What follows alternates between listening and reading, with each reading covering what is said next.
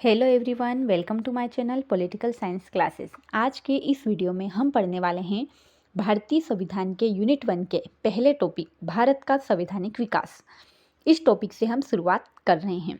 इसके पिछले वीडियो में हम भारतीय संविधान का पूरा सिलेबस जो है वो देख चुके हैं और उसी सिलेबस का जो फर्स्ट टॉपिक है यूनिट 1 का, उसी से हम आज शुरुआत कर रहे हैं। यह टॉपिक परीक्षा की दृष्टि से बहुत महत्वपूर्ण है क्योंकि इसी से यह समझ आता है कि भारत का संविधान कैसे बना। तो भारतीय संविधान यूनिट 1 भारत का संवैधानिक विकास, पॉलिटिकल साइंस का जो पेपर है आपका इंडियन कॉन्स्टिट्यूशन का। भारत के संवैधानिक विकास से आशय उन सभी ऐतिहासिक घटनाओं, कानूनों और अधिनियमों से है जिसके माध्यम से भारत में धीरे धीरे शासन व्यवस्था विकसित हुई और अंततः 1950 में भारत का संविधान जो है वो लागू हुआ है। कि भारत का जो संविधान विकास है वो कैसे हुआ है और वो कब लागू हुआ। ठीक है, कि संविधान का अर्थ क्या है या संवैधानिक विकास से आशय क्या है। तो संवैधानिक विकास से आशय है उन सभी जो ऐतिहासिक घटनाएं हैं, कानून हैं, नियम हैं, जिनके माध्यम से भारत में जो है धीरे धीरे शासन की व्यवस्था जो है वो विकसित हुई है और अंततः 1950 में भारत का संविधान लागू हुआ है। हम देखते हैं कि भारत के संविधान की जो विकास है, संवैधानिक विकास है, उसकी शुरुआत जो है वो अंग्रेजों के आगमन से मानी जाती है।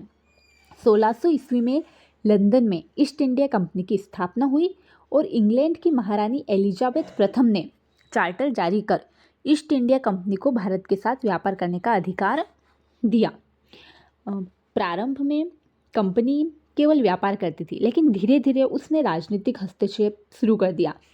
1764 ईस्वी में बक्सर के युद्ध 1764 ईस्वी में बक्सर का युद्ध हुआ और उससे क्या हुआ कि बक्सर के युद्ध से अंग्रेजों ने बंगाल में, बिहार में और उड़ीसा में जो है वो अपना अधिकार कर लिया।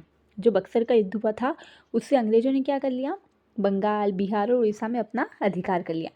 यहीं से अंग्रेजों के शासन की जो है नींव, बक्सर के युद्ध के बाद से ही अंग्रेजों के शासन की नींव जो है वो मजबूत हुई है।